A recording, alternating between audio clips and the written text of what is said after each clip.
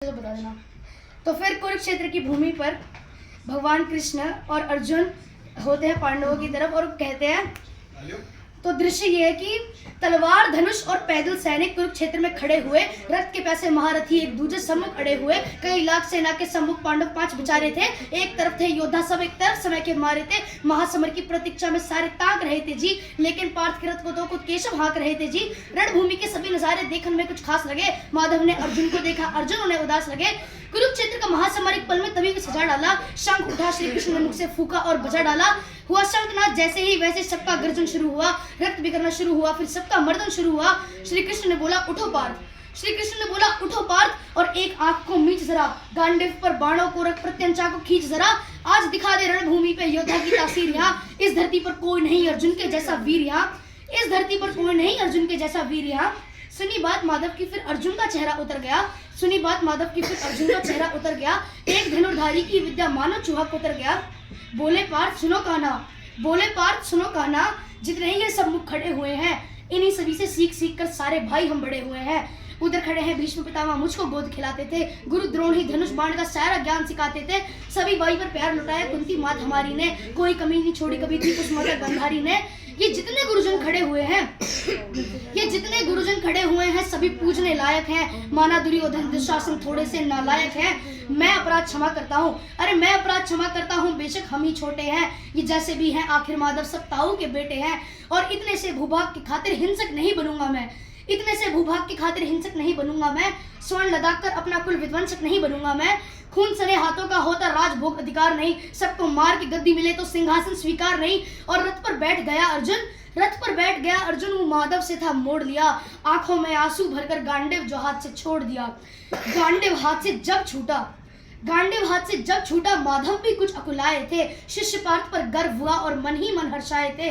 मन में सोच लिया कि अर्जुन की बुद्धि ना सटने दूंगा, समर भूमि में पार्थ को कमजोर नहीं पड़ने दूंगा। धर्म बचाने के खातिर एक नव अभियान शुरू हुआ। उसके बाद जगत गुरु का गीता ज्ञान शुरू हुआ। एक नजर से रणभूमि में कण-कण डोल गए माधव। टकटकी बांध के देखा तो पार्थ एकदम बोल गए माधव, हे पार्थ मुझे पहले बतलाते, हे पार्थ मुझे पहले बतलाते, मैं संवाद नहीं करता।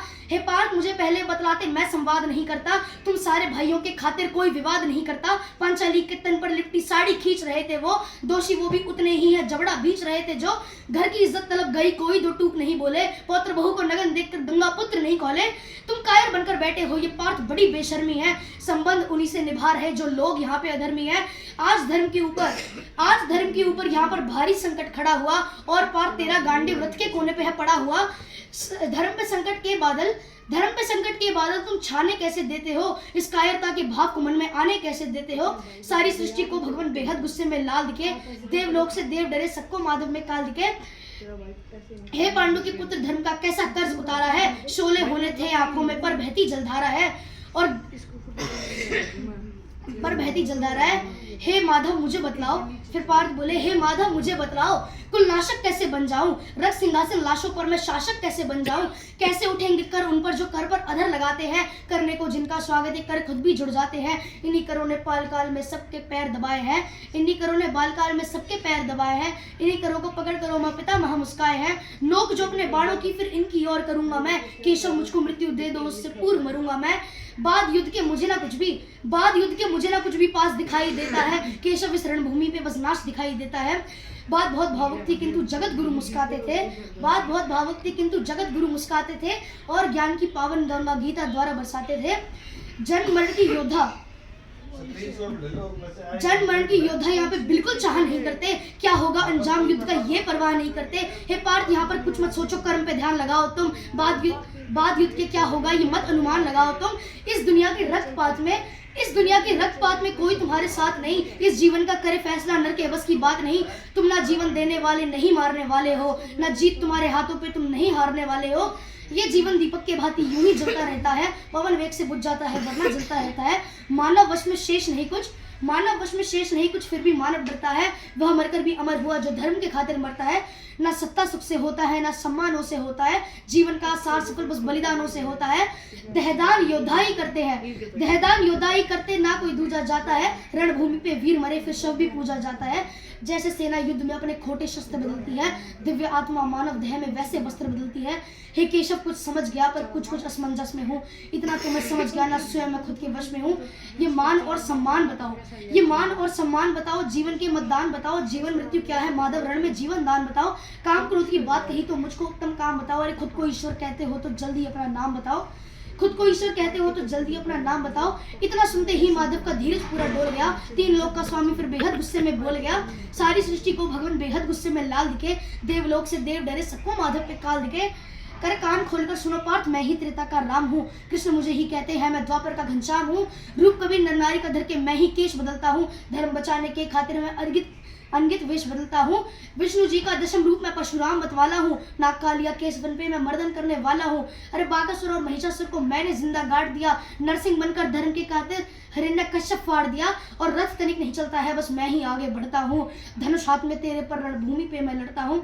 इतना कहकर मौन हुए फिर खुद ही सकुचाए केशव। पलक झपकते ही अपने दिव्य रूप में आए केशव। दिव्य रूप का तेज अनोखा सबसे अलग धमकता था। कई लाख सूरज जितना चेहरे पर तेज चमकता था। इतने ऊंचे थे भगवान सर अंबर से जा लगता था। और हजारों भुजा देखकर अर्जुन को डर लगता था। माँ गंगा का पावन जल उनके कदमों को चूम रहा था। और दर्जनी उंगली पे चक्र सुदर्शन घूम रहा था। नदियों के कड़कद सागर का शोर सुनाई देता था। श्री कृष्ण के अंदर पूरा ब्रह्मांड दिखाई देता था। जैसे ही मेरे माधव का फिर कद थोड़ा सा बड़ा हुआ, सहमा सहमा था अर्जुन एकदम रथ पे फिर खड़ा हुआ। गीता के इस ज्ञान से सीधे हृदय में ऐसे प्रहार हुआ। मृत्यु के आलिंगन हेतु फिर अर्जुन तैयार हुआ। मैं धर्म भुजा का वाहक हूँ, मैं धर्म भुजा का वाहक हूँ। मुझको कोई मार नहीं सकता। जिसके रथ पर केशव है वो युद्ध में हार नहीं सकता। जिधर चले फिर अर्जुन के बाण सब पीछे हट जाते थे। कोने कोने रणभूमि के लाशों से पड़ जाते थे। यदा यदा हि धर्मस्य ग्लानिर्भवति भारत, अभ्युत्थानं धर्मस्य तदात्मानं सृजाम्यहं, परित्राणाय साधूनां विनाशाय च दुष्कृतां, धर्म संस्थापनार्थाय स्वयं भवामि युगे युगे।